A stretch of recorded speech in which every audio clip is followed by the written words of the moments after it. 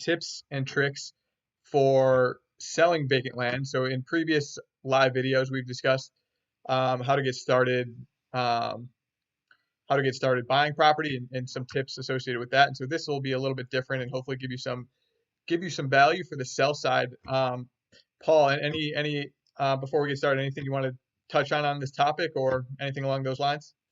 Yeah, what's the weather like down there on your balcony? It's pretty good. It's about 75, sunny. I'll probably jump off the balcony a little bit to get a little bit of sun or a little bit of it's a little cooler in the water, so I'm just gonna jump in and rinse off a little bit right after this video. So it's a nice skyline you've got. Yeah, it's actually funny. You're in Chicago and I'm in Florida, so really our background should be flipped right now. Yeah, well, sometimes you screw up. But Okay, if anyone's got any comments or anything along the way, please feel free to post in the chat, either on Facebook or YouTube or wherever you're listening, and we will try to do our best to answer whatever questions you've got going on. So, Paul, do you want to get started or? Sure. I'm just I want to have the chat up as well. Yep. See who's talking, who's live.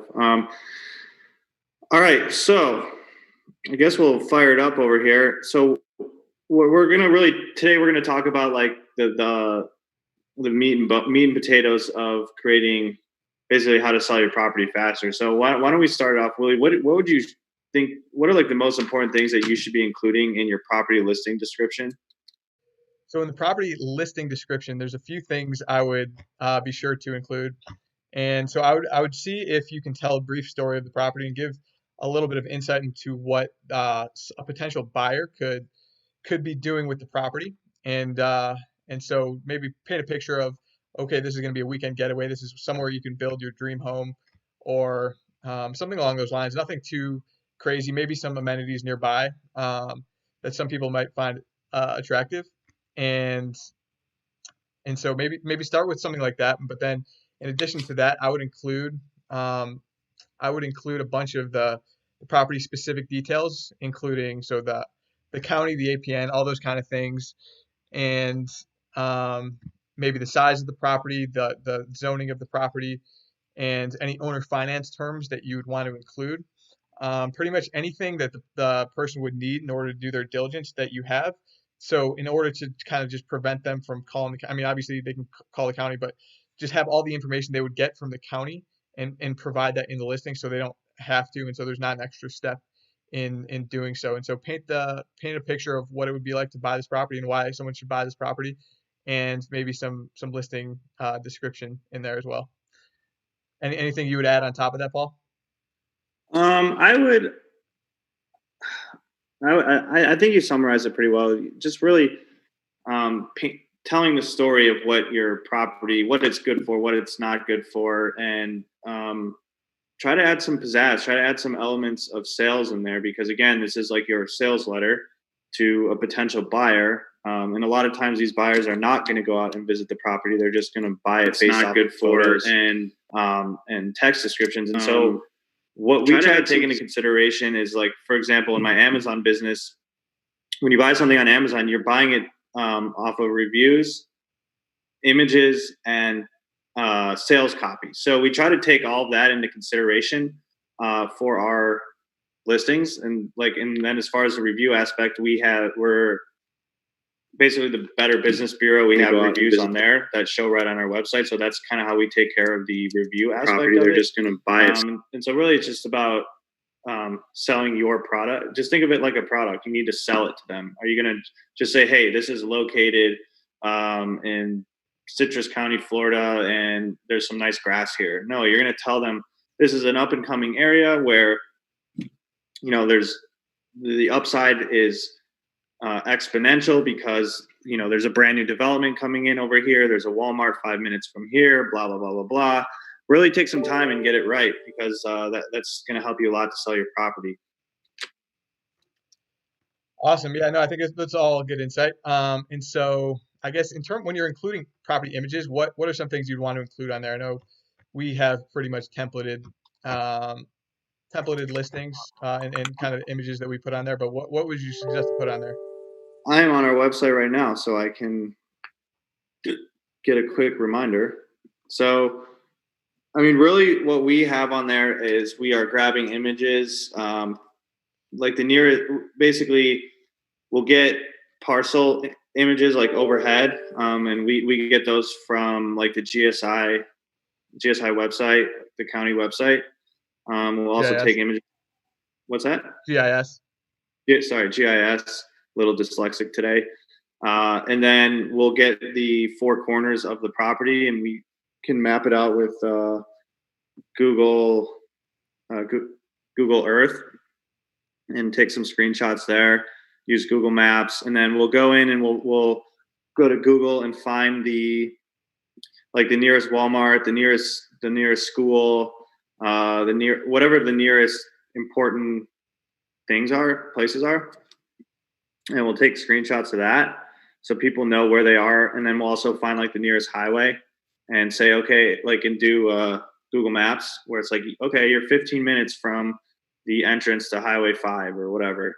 And that's kind of how we tackle it. I don't know, Will, if you want to add to it. Yeah, no, I think throwing up, like, make sure you have parcel boundaries and close amenities nearby. I don't overthink it too much. I mean, the vast majority of our property listings, we don't actually get a photographer out there. It can make your listings pop if you're selling more higher end property, but for the most part, we use everything Google Earth and just add some amenities nearby. And again, I just want to emphasize for anyone who's listening, please comment in the comment box if you have any questions on this topic or you're curious on this topic. Would love to address anything that you're going through. So we can make this as interactive as possible, either on Facebook or YouTube, wherever you're listening to this. But I think that really covers it. We don't overthink it. We just kind of let the image have the basic images, have them on there. Obviously, like I said, actual images pop a little bit more, but I wouldn't overthink the images too much. Yeah, the images definitely do help. One quick tip: if you have a more expensive property, we wanted to do this for all properties, but we sell properties so quickly. We're selling 1 to 2 properties every single day. So what we wanted our original plan is we were going to get people with drones to go out and take videos and pictures of every property that we have for sale that's over a certain amount. And what happened was, by the time someone went out there, which was like within 5 to 7 days, and then they were sending us the photos back, the properties were already sold. So we scrapped that entire idea. So, but it is like, we got some really awesome pictures of some of our lots. We got them printed and they're hanging in our office. But I would suggest, like, for bigger properties, for a half-acre lot, it doesn't really make sense to get like a drone operator out there. But you can make some cool videos with the drone and cut them together and then put them up on your website, and that'll definitely help. And you can put on your YouTube channel. I don't know. I would. It's awesome that our property is selling fast, but I think it would have been fun to have some drone footage. All right, so I got a question for you. Where should you post your properties for sale? Yeah, so there are plenty of sites, I mean, to post on, and I think when you're thinking about the margins that you're able to earn on these sales, it's important to think about you should have a decent marketing budget, and I know we do. And so there's plenty of free sites to post on. And so you can post on Zillow, you can post on Craigslist, you can post on Facebook Marketplace, you can post in these Facebook groups, and those are pretty good spots to get started.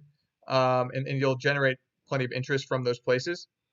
What I would also suggest is there are also paid placements you can get. So you can get your properties posted on. I guess the main one for us and where we get the most leads is Lands of America, and that's getting posting on Land Watch, Land and Farm, and they have a few other syndicates that they post on. And making sure you get premium or signature, whatever the top placement is, so you're the featured property there. And so I actually don't have the data on how many properties do you think we sell a month off of that platform, Paul? I honestly don't know the numbers on that. I think I don't know. We get like a few leads a day, and we'd have to ask David. He's kind of been tracking those statistics, but we'll sell probably 3 to 5 a month, maybe. Yeah, in No, retrospect, we should have got David on this call, but next time. yeah, Um, no, but definitely it's worth the investment. yeah, it's definitely worth the investment. That's why, I mean, we don't need to know the exact numbers because we know that the amount that we're paying for it is certainly worth it. Um, Yeah, because I mean, think about it like this: if you sell one property, like basically our margins are so high on our properties. If we sell one property for just in 1 month for the entire year, just one property, it pays for the entire subscription for 12 months. That's really the math behind it, because our margins are so high and the cost is not that crazy for land.com. yeah, so I mean, we have a plan where I think it's their biggest plan is if you're getting started, I think you can get started with 10 listings, signature. I don't even know what it costs. It's We're probably going to paying, be I think we're paying maybe $1,200 or $1,500 a month, right? somewhere in that range. But for those getting started, it's not going to be nearly that much. And if you sell, like Paul mentioned, even just a couple properties over the course of a year, you'll get that paid back. Obviously, you want to shoot for more, selling more in there. But I think, um, yeah, I mean, it's silly not to have property posts in there because that it is a platform that is proven that works.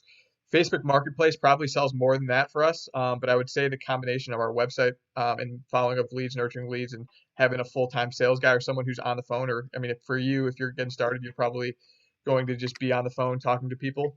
I think that is very, very valuable, but I think it's important to try to post to as many places as possible.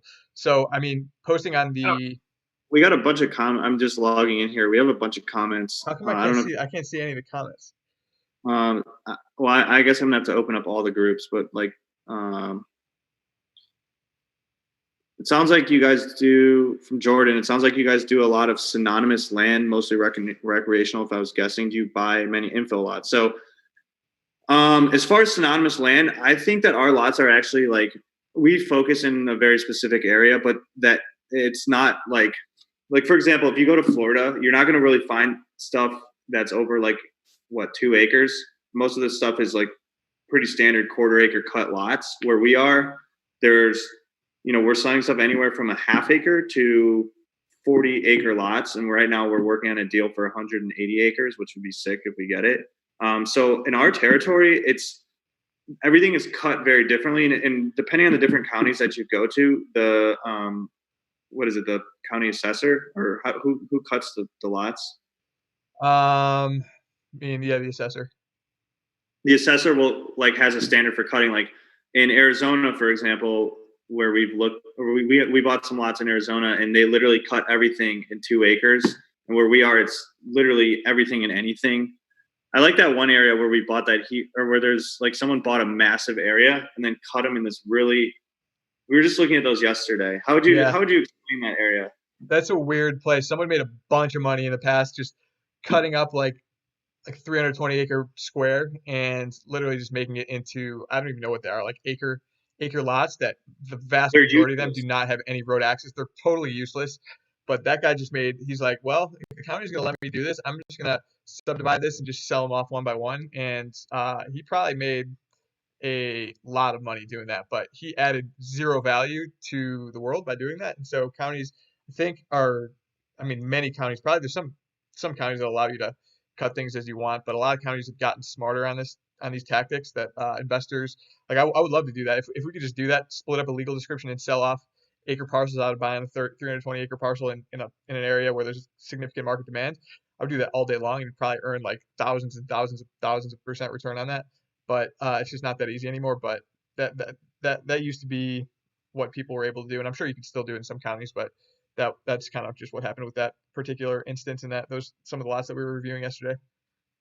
Yeah. Whenever we're always like, there's a certain area, and whenever we get accepted offers, we're like, ooh, this is a good APN, and then we pull it up and we're like, damn it, it's in that square. It's in that stupid square, that idiot investor. A bunch of people God, got conned into buying lots over there, and so like basically we get so many people signing letters from that area just because they all know it's worthless. yeah. I mean, I still buy some of those if like get them cheap enough. Like they'll sell. But yeah, we got a comment on YouTube now says, at what point did you decide that you wanted to wholesale as opposed to selling to retailers? So I mean, they're totally different. We don't wholesale too Wait, much. can you restate the question one more At time? what point did you decide that you wanted to wholesale opposed to selling to retailers? And so it's just a different strategy. We actually do sell wholesale. If you guys are interested in getting started, we've got some properties that we're looking to wholesale. So reach out We, to we me just on. started doing we just started doing it last week because we have an influx of opportunities. Yeah, we've Um, just too many deals, so many and so deals. we're passing them off to people that want to get started. And we have a lot of wholesale deals Yeah, actually. so if people are interested, that you could reach out to me or Paul on that. Um, and you could email Andrew at landinvestingpros.com if you're interested in any of those, any wholesale deals. But primarily, we sell mostly at retail just because our margins are way bigger, and We have the buyers. we have the buyers. We know how to sell them. So it's just a different kind of business model, and it's not bad to wholesale, but you're just gonna Why don't we tell them about the deal that we did yesterday? what was the deal we did yesterday? That lot, we had bought a lot for $7,500 and sold it for 60,000. Yeah, so we sell these things on terms. Yeah, so 7,500, sell it for 60 grand. I mean, the day before that, we sold one for 40 grand. We bought that for 4 grand. Yeah, Uh, $4,300. Sold it for 40 grand. so I mean, No, these 44. margins, they're pretty silly. They exist. Those are definitely pretty crazy deals, but those are the types of margins you can get selling at retail. And if we were to sell those lots wholesale, we'd probably not make very much money. So for us, like our main focus is going to be selling at retail, but you could definitely do well, or I mean, you could definitely make wholesale part of your strategy also. Okay, so yeah, we just went over where you should. Did we finish going over where you should post to sale, or we got sidetracked with there's actually a good amount of comments coming in here. Right? If you Uh, could read them, because I can't see them. I only saw a few early on, and one from YouTube. So if you uh, could if you could read off the questions as they come through. Here's a good one from Jeremy. I've got a property worth 55,000 retail. I paid 17,000 to acquire it. I'd prefer flipping it for cash. However, if I was willing to sell it on terms, a lot of potential buyers. However, sorry, a lot of potential buyers are asking this and market it online. How would you structure the terms deal? So sorry, what was the cost basis on this one? He he paid 17,000. So he could sell it for 50, That 55,000. 55. Yeah. So from my perspective, I would try to. I mean, like what we do is we try to get our money back as quickly as possible. So I mean, I would structure it in a way where you're getting your money back within 6 months. So just make the down payment big enough. I mean, big enough to where you're able to get your money back in a reasonable time frame. So whether that's 6 months, even on the down payment, that wouldn't be crazy, but 6 to 12 months is usually what we shoot for to get our money back. And so I would just structure it that way. And so just whatever your down payment is plus the monthly payments over X amount of months, try to get it out in there. So if you paid 17 grand, might be not a bad idea to try to get 15 grand on the down payment, and then try to sell it for a few $100s a month. I think that would be a good way to do it. People like paying a few $100s a month. If they've got some capital up front, they could easily do that. I think that will help the property sell faster, and it'll allow you to get your money back and continue churning properties. So I think that would be my advice in there. Do you have anything different, Paul? No, I think that sums it up pretty well. Cool. And then Aaron says, do you send neutral or offer letters? We send out direct mail offer letters, so we actually include the price on there. And I think if you're sending out neutral offers, you're going to be spending. It's not a scalable strategy because, and from my view, because you're going to get a hell of a lot of people who say yes, I want to sell my property, but then at that point, you're just going to be spending your days comping property. So you're going to be going on Zillow, you're going to be going on LandWatch, wherever you're comping these properties or Lands of America, and you're going to be pulling up each property individually and be like, okay, what can I sell this for? And then based on what I can sell it for, what can I offer? And you're just going to be spending too much time. So it's from my view, if you're trying to scale this business, you want to have people just say, okay, yes or no. Yes, I'm accepting this offer, or no. You want minimal in between from there. So that would be my view on that. I've tried to send out neutral offers, and you will get interest. It will work. It's just you're going to be spending a lot more time. It's too time intensive in my view. Yeah, yeah. We went on that path for a little bit with yeah, we've scaled we were messing around with that for a little bit. It's just not worth your time. Don't do it if you want to scale up. Okay, did we finish or not finish? No, we got. I think we got more questions. No, or on the social platforms. I think we're good on those questions. Yeah, and where to post. Yeah, and where to post, we're good. Okay. Um, okay, so what are characteristics of a good website? So some people out there say you don't need a website. Some people say you do.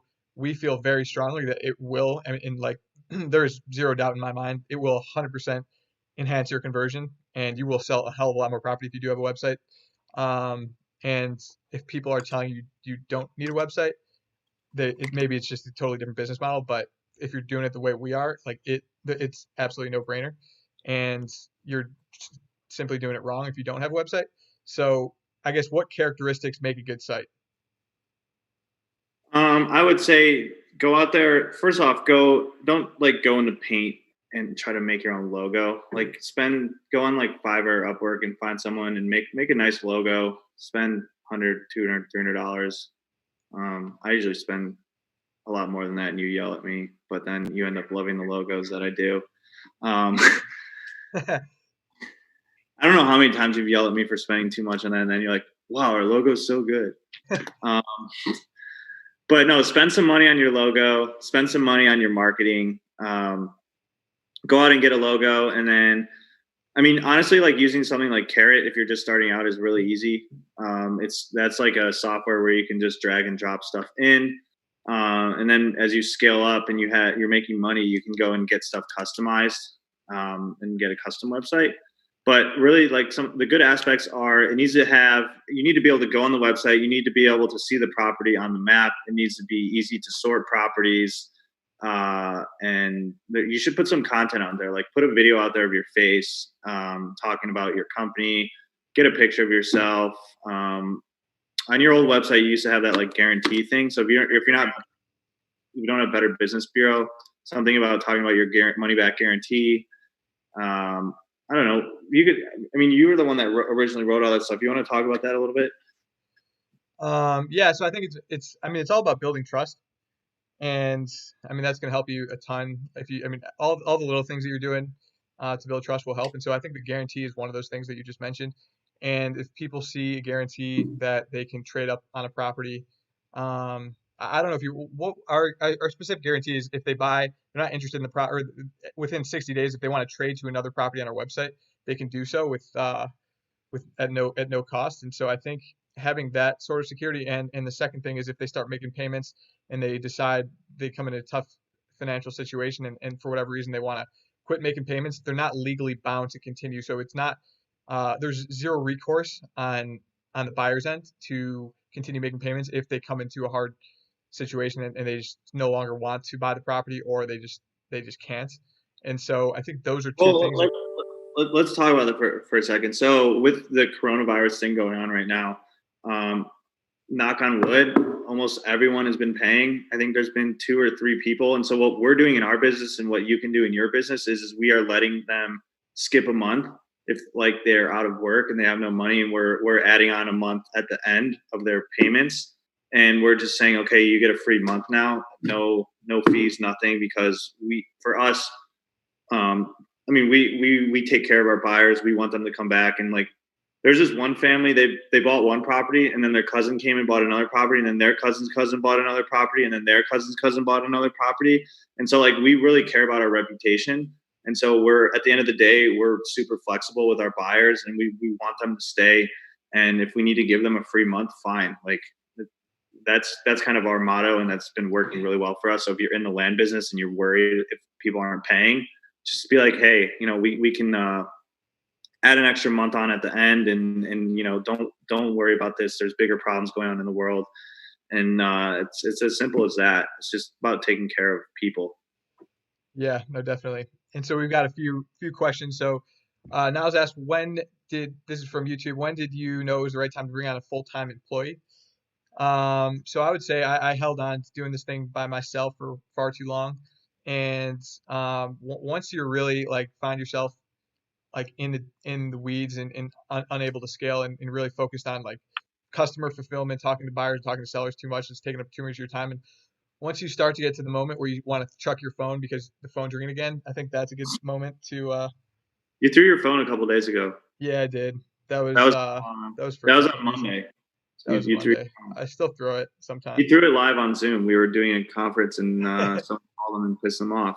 When we first started the business, I couldn't get more than 1.5 to 2 hours of his undivided attention. And now your phone only rings like maybe less than 3 to 5 times a day. Before it No, was my phone doesn't ring at all. I don't get any all buyer day. calls anymore or seller calls, obviously. Yeah, so we don't talk to the sellers or the buyers anymore, unless it's a really good deal and we'll step Yeah, in. so it should be a natural progression, but yeah, when you start to get frustrated about spending too much time on stuff, that's probably a good time to know. So from YouTube, Phil Marsh says, "Who answers the phone when sellers call?" And Pat Live question mark. And yeah, we do have Pat Live. So Pat Live funnels to our VA, our virtual assistant. Our VA adds it to our software, Monday.com. In the software, we categorize it as buy later or buy now, buy later. Um, uh, We have we have a free mini course coming out on how to use VAs, and so I don't know. I think next week it's coming out, and we explain our whole process of how we use VAs so that we don't ever have to yeah, talk to the buyer. where's that going to be posted? It'll be on our VA website, landvas.com. So that should be posted. I hope by next week. Cool.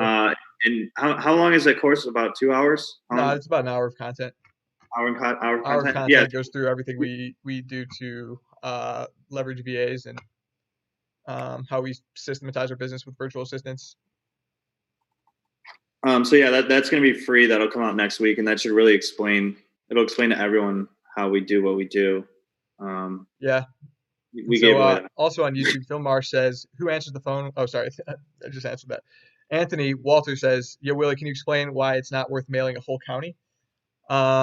Because That's a great question. it's a great question and probably some advice you might have gotten. And because that's how I got started. And I started mailing out whole counties, and it's just because as you get started investing, or from my background, as I got started, I mailed everywhere. I bought property in so many different counties, and once I started to like stay and learn a few different counties, I started to learn that there's some areas in those counties that work very well. And then I've probably with other coaching students, I can't even tell you how many counties I've mailed doing deal partnering, and I've gotten so many reps doing this in so many different counties in so many different states from myself, and then working with students over the past year. So I'm really, really, really in the weeds, and I've mailed, I can't even tell you how many counties. I probably mailed 40 on my own, and then another, I don't know, 20 with students.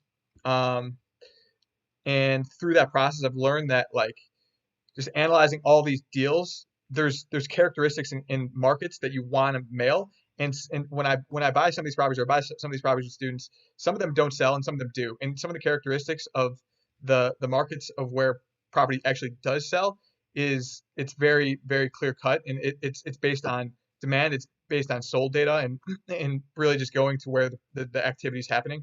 And a whole county, if you're mailing a whole county, you are just you're doing it wrong, because you want to go to where there's the lowest days on market, where you're going to be able to sell the property the fastest. And a whole county is not the same. A county is a huge, huge area in some of these places. So I feel very, very strongly that you don't want to blast the whole county. You don't want to get a tax delinquent list where you're blasting out the whole county. You want to hyper target your mailers, and you only want to hit the areas where you're going to be able to sell property. And those are going to be specific markets within counties, because some markets, some cities, some subdivisions within a county are simply just better to hit than others in that county. So when you're looking at it on a map view, you might think, okay, this county is very small, but like um, you're gonna want to just focus.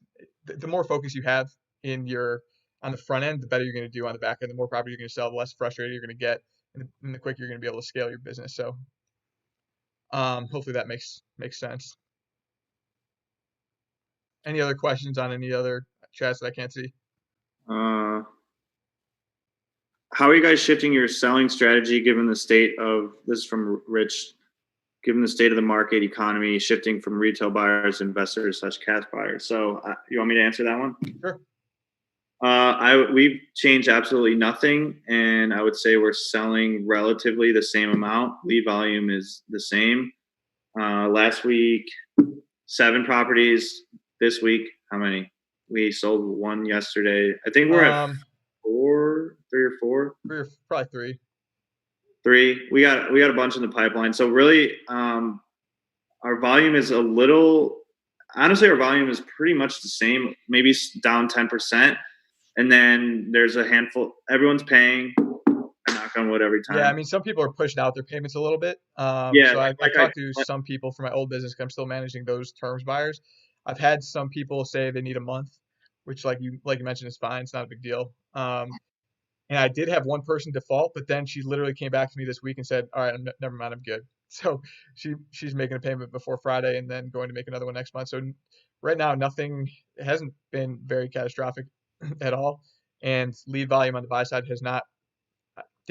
From what David says, it's been the same. You mean sell side, not buy Yeah, side. sorry. So the sell side, he says he can't notice any difference. So I mean, we'll see how it goes as it progresses. Huh? I was going to tell a quick story.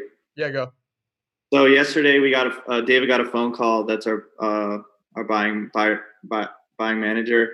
Got a phone call from a 3-time world champion boxer. Not going to name names, but he called and he basically talked to David and mentioned that I'm a prepper, like he's into like doomsday prepping, and he's looking for a lot. So we're helping find this famous boxing 3-time world champion boxer find a lot for doomsday prepping, which I think that's pretty cool. Yeah. Yeah, it's weird because I mean, David's also mentioned that he's had some panic buyers. People who are like panicked out there and just want to move and get off grid. So who knows how this market's gonna react? But I'm pretty optimistic, and I don't think things are gonna slow down too much. And I mean, our current strategy is gonna be, I think it'll be fine. Yeah, it's been easier to buy stuff a bit. Yeah, leads coming through for sure. All right. Okay, so how would you explain to someone that's just getting started how to build a buyer's list? So I mean, there's so many strategies, but literally whenever, and so I mean, this is something we do very well. And our buyers list, just for reference, sells probably more property than any platform out there. So Facebook Marketplace, Zillow, Craigslist, Lands of America, our buyers list sells above and beyond more property than any of those platforms.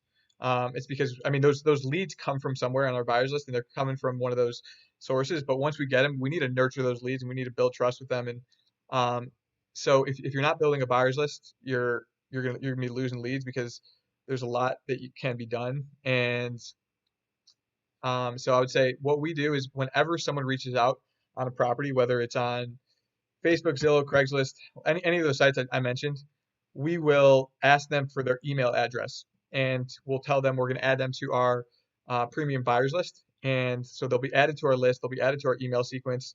And so literally any lead that you call or that contacts you, either emails, messages you on Facebook, or goes to your website, leaves you a message, whatever, just make sure you have their email address and add them to your buyers list, because while it is unlikely they're going to buy today, they very well may buy in the next week, 2 weeks, month, 2 months, 5 months, 6 months, year, 2 years. Like that buyers list is very, very helpful to stay in contact with people. So any contact point, just try to capture an email. If you want to get aggressive, you can capture phone numbers too and start texting that list. But I think just any point of contact is a good way to capture an email. Definitely. Yeah, we have so many. We have a lot of people on our list, which is they say that you make your money in internet marketing, that the riches come from your list. You make your money on your list. So yeah, gotta keep an engaged list. So what about some of the content that we're sending out to our list? You were kind of the OG writer, even though I'm the marketing guy. You were the OG writer of some of the content. Yeah, so I think it's good. I mean, send out deal of the weeks. I think that's that works very well. sending out specials, discounts. I mean, if you're constantly sending out deals and sending out offers to that list, that's going to be that's going to yield some fruit over time.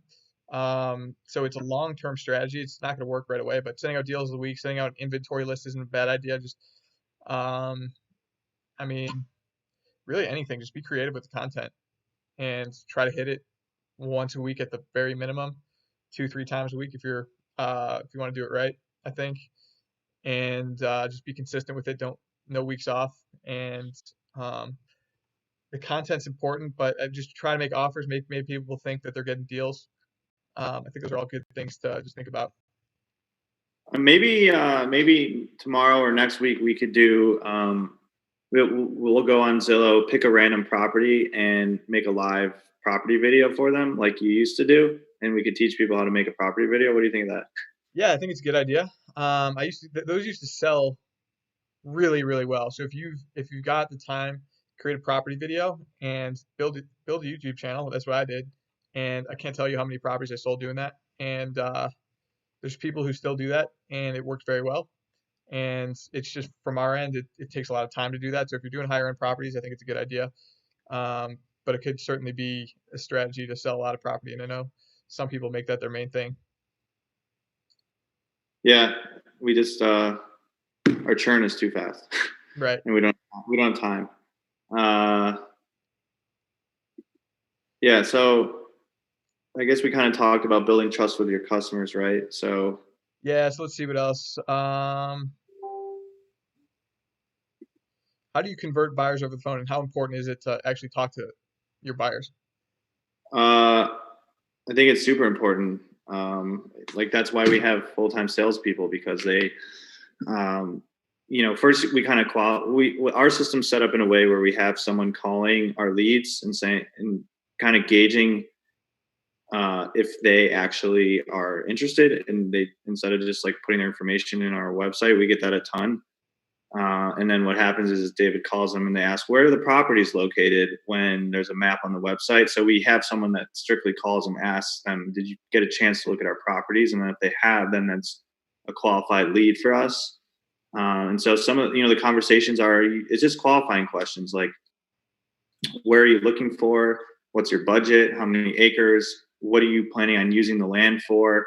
And then we can look at our list and I want to be 30 miles from downtown Chicago with XYZ. And then we can look at our inventory list and help them make that decision. And I keep making the analogy of a car dealership. We consider ourselves a land dealership. So we can look in our database and, this is what I'm looking for. This is what we have. This is what's coming up. And we can try to, make it work for whoever is the buyer. And that's kind of how those are the conversations we have. We try to uncover, it's fact finding questions to figure out what they're looking for and how we can, what we have that will help them accomplish their goal. I don't know, Willie, you want to add anything to that? No, I think getting on the phone is super, super important. That's like the biggest thing you could do to earn trust, to build trust with people. And like when they see a website, they're gonna be like, great, but I don't want to spend 15, 20 grand on a property unless I talk to someone and I know that this isn't a scam.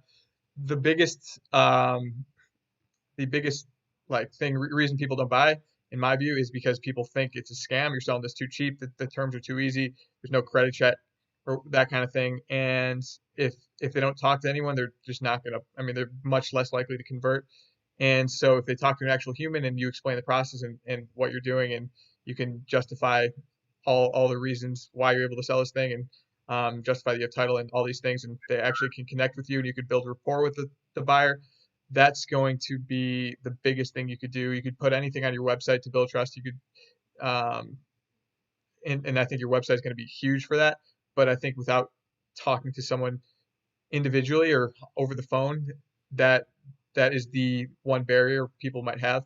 And so I would say that's probably even as important as your website, is just getting on the phone and making a human connection and talking with people, because at the end of the day, this is a sales job. You are selling these properties, and if you're not a good salesman, then you're not going to sell nearly as many lots. And so that's part of the job. Here's a question. Do you ever allow buyers to build or put a manufactured home on the property before paying it off? Or is this too much risk? When marketing the properties, a lot of buyers ask this. I've been burned once and lost time and a bit of money, but wondering what your opinion on this is. Wait, sorry, can you repeat the beginning of that? Do Zoned you out. ever allow buyers to put a manufactured home on the property before paying it off? Yeah, definitely. So they need to get, if they want to do any sort of improvement, they need to call the county planning and zoning department, and they need to discuss it with them first and get any required permits. If they do that, and I'm more than happy to sign off, and I've had plenty of people who do that. Um, it's a big, big selling point for people who they want to actually use the property while they're making payments, and if they can't use it until after several years of making payments, then like why on earth do they want to even do that? So um, that is, I mean, again, that's another thing to help convert. Everything's about like the little things you could do to help convert. Allowing people to actually use the property as they are making payments is one of those things, and just being responsive and supportive of them doing so is going to help a lot. So I don't find that there's much risk in allowing them to put a mobile home. In fact, if they default, then any improvements made to the property stay with the property, and so you really get to keep that. So I mean, from your perspective of a land seller, I don't think it's too big of a deal. I've never come across any situation where um, anything, and they're more likely to continue paying honestly if they start moving on the property and doing things because they've now made it their home. It's not just an investment for them; it's something that where they're actually living. So they're going to prioritize making those payments. Um, so I think that's my the reason why I don't have any issues with it, and why I think it's a good selling point as well. Definitely. All right, we have time for one more question. I have to run in a few minutes for a call. But some follow-up question is do you require them to obtain homeowners insurance and add you as a named insurer to CYA? To obtain homeowners insurance, so I've never had anyone ask me about that. Um, so yeah, I would just try to be as responsive as possible and help them along with anything. I mean, if they need homeowners insurance, like I think that's unrelated to the transaction that we are entering into with them. We're selling the property to them. They would need to get homeowners insurance with an insurance company to ensure that their structure is insured. I don't think it has anything to do with our Land. relationship, and I've never had that come up. Yeah. All right, let's do one more question and wrap it up. Okay. Okay, let's do. So let's say that you have. How often would for someone starting out? How frequently should you be following up with buyers? So I mean, all the leads that come in, so you want to follow up with them right away and answer all their questions. I don't think it's crazy to follow up with them a few days later, and then a week after that, and then a week after that. I would just say if you want to create I think it's a good idea to create a system on follow up and just trying to track all of these leads on the buy side. And if you do that and you follow up consistently, you'll be able to convert some people that otherwise wouldn't uh, buy from you because you're following up and you're going above and beyond and doing more than the competition out there, and you're doing a good job in just sales. So it's just the feature of being a good salesman is the follow up. So I mean, just use your judgment based on your conversation, and just make sure you're consistent with the follow up and uh, just yeah. I think if you could dedicate a good amount of your time to sales as you're getting started, like that's going to give you a lot of confidence. You're going to do a lot better, and so I think that's kind of my advice. Just use your judgment, but consistent, predictable follow up every follow up a few days after the first point of contact, and then a week after that, and the week after that, and until they're a dead lead. That's how I would manage it. Yeah, I would definitely agree with that method. All right, so I want to thank everybody that came on today. Again, join our Facebook group, Land Flipping Formula. Check out our website, landinvestingpros.com. Feel free to reach out to us if you have any questions, and we'll continue to go live as long as you guys are getting value out of it. So happy land flipping, and we'll talk to you guys soon.